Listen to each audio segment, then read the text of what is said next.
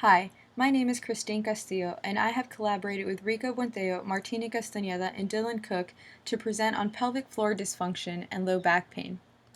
Pelvic floor dysfunction can be described as the inability of the pelvic floor to fulfill its supportive role to the pelvic organs and/or its inability to allow these organs to function normally.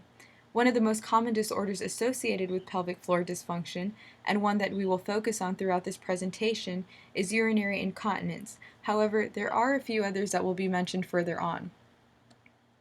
Here we have a diagram of the musculature of the pelvic floor, and this is a superior view, and for further orientation, back here is where the vertebral column is situated.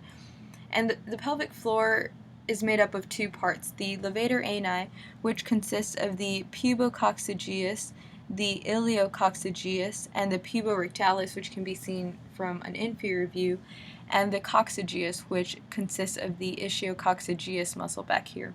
And these muscles come together to form somewhat of a sling to hold up the pelvic organs, and they not only contribute to the stress continence mechanism, but they also help to control intra-abdominal pressure and stiffness of the pelvic ring. So how does this relate to low back pain? According to Whitaker, research reveals that the primary impairment of those with low back pain is not one of total strength or functional capacity, but rather one of motor control of the deep muscles of the trunk. So here we have a diagram of the deep muscles of the trunk, which includes the pelvic floor, and these muscles are sometimes referred to as the lumbopelvic cylinder. Now, most disorders associated with pelvic floor dysfunction can also be attributed to poor motor control of the pelvic floor muscles. So it would make sense then, after reading this quote, that women with pelvic floor dysfunction would also be at a higher risk or more likely to develop low back pain. And in fact, this study by Kirsten et al. Found that women with low back pain did indeed report significantly more urinary incontinence. And this study was done on 200 females, and of those, 155 reported low back pain, so that is where that 78% comes from. And this chart is a breakdown of how often these women were experiencing their urinary incontinence. And these percentages on the right here just give us an idea of how much of a negative impact this urinary incontinence can have on one's life. Another study by Smith et al. Also reported that women experiencing incontinence are more likely to develop low back pain. And the study noted that changes in morphology and postural activation of the spinal stabilizing muscles, including the pelvic floor, have been related to low back pain. And another study by Arab et al. Found that those with low back pain had a decrease in their ability to activate the pelvic floor when compared to those with no reported low back pain. According to an article written by Wang, these characteristics listed here are the most common among patients with pelvic floor dysfunction. So 92% of these were female and under the age of 65, which is most likely due to physical and hormonal changes related to childbirth and menopause. 74% experienced chronicity of their signs and symptoms. 39% presented with pelvic pain. 67% had urinary issues, and 27% had bowel issues. So as promised earlier, here are some other disorders associated with pelvic floor dysfunction: pelvic organ prolapse, urinary incontinence, and that can be either stress or urgency incontinence, low back pain and pelvic pain, which can be very often misinterpreted or mistaken for one another. So just a reminder to keep your eyes open for red flags or other lower abdominal or serious pelvic organ disorders that may be mistaken for low back pain. These patients can have bowel disorders, which include fecal incontinence, fecal retention, and/or incomplete emptying, and also sexual dysfunction or other sensory abnormalities of the lower tract. Now, diagnosing the pelvic floor is not a simple task, and it often requires an interdisciplinary approach due to the lack of a clear diagnostic procedure. In fact, pelvic floor dysfunction is often a clinical diagnosis largely based on symptoms. There are a variety of ways to test pelvic floor muscle function, but not one has proven to be better than the other. Validity is also limited due to the invasiveness of some tests, which some patients may not feel comfortable using, and the lack of research with each exam.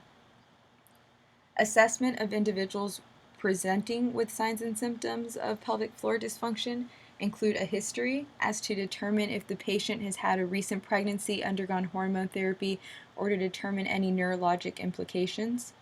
Function of the pelvic floor muscles, and this is done via observation or palpation. Measurement of pressure, and this can be done either urethral with the use of a catheter or vaginally using a perineometer.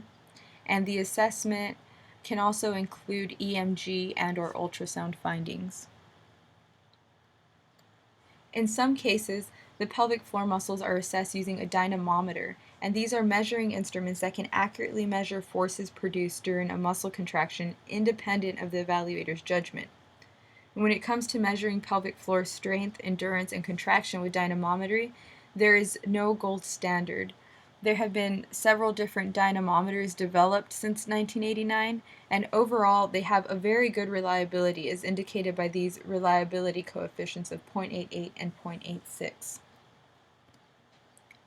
Ultrasound and biofeedback are much less invasive than the dynamometer, and it is useful for initial intervention and can assist with patient activation of muscles by using the feedback on the screen. It has a high interclass correlation coefficient of 0.91, and it is useful in educating the patient on what muscle activation we're actually trying to accomplish. The only downfall is that it is time consuming and it requires equipment setup, so it is unlikely to be used as a routine intervention. So what is the best intervention? A study conducted by Castro et al. Showed that there actually was no difference in outcome measures of patients receiving vaginal cone, electrical stimulation, or isometric pelvic floor muscular contraction training. All of the interventions in this study proved to be equally successful. However, as many as 30% of patients were still not able to correctly contract their pelvic floor musculature after their first consultation. So this just shows us how important it is for us to administer proper patient training and education, especially during the first few visits. This slide is based on a systematic review of several randomized control trials, and this is some data from the Castro study showing that with pelvic floor muscle training, not only were more subjects relieved of their symptoms, but they scored higher on the Digital Palpation Oxford scale, as well as scored better on satisfaction of treatment surveys as opposed to control groups. When talking about positioning for pelvic floor contraction, Mohammed et al. Suggests a neutral or extended lumbar spine. This position is recommended for the ability of the pelvic floor muscles to initiate the contraction of the transverse abdominis. However, it is important to note that it will result in a lower level of coactivation for the transverse abdominis. When relating urinary incontinence with low back pain, it is important to note that low back pain can increase the risk for urinary incontinence by 3 times. Now, the main risk factor for urinary incontinence during activity is that of high impact activity, things like jumping, weightlifting, and coming down from a parachute, which is why jump training is actually supported for late stage functional training of the pelvic floor. Now, let's talk a little bit more about the pelvic floor muscles and low back pain. It has been shown that the pelvic floor muscles are active during abdominal exercises such as hollowing and bracing. This led to an RCT by Mohammed et al. Investigating a relationship between the pelvic floor and treatment for chronic low back pain. The experimental group in this study was given a traditional low back pain treatment along with pelvic floor exercises for 8 weeks, while the control group was only given the traditional low back pain treatment. What they found was that the experimental group had similar effects when compared to the control. However, this program was beneficial for patients that had associated incontinence along with low back pain. Now, it has been reported that continent women cannot fully contract the pelvic floor muscle without contracting the transverse abdominis and internal oblique.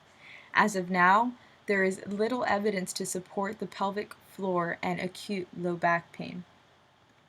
The bottom line is that although a lot of studies have shown association of pelvic floor dysfunction and low back pain, no high-quality study has directly evaluated pelvic floor muscle function in individuals with and without low back pain. So, until further research is produced, these are two disorders that should be treated independently of each other. Here are our references, and I hope that you enjoyed our presentation.